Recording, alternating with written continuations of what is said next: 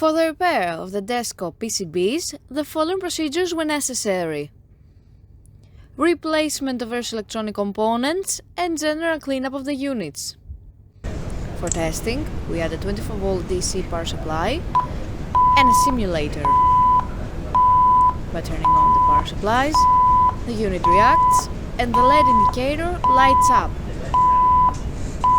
We can also hear the alarm sound from the simulator.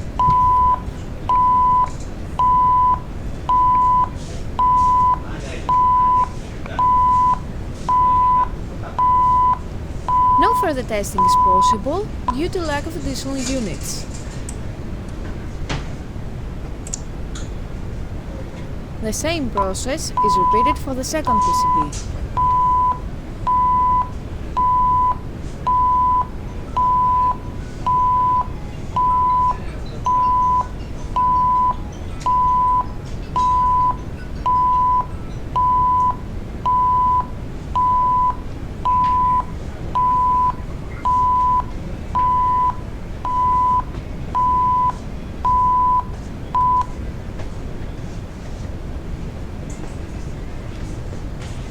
It is now clear that both PCBs are operating successfully and are ready to be delivered to the customer.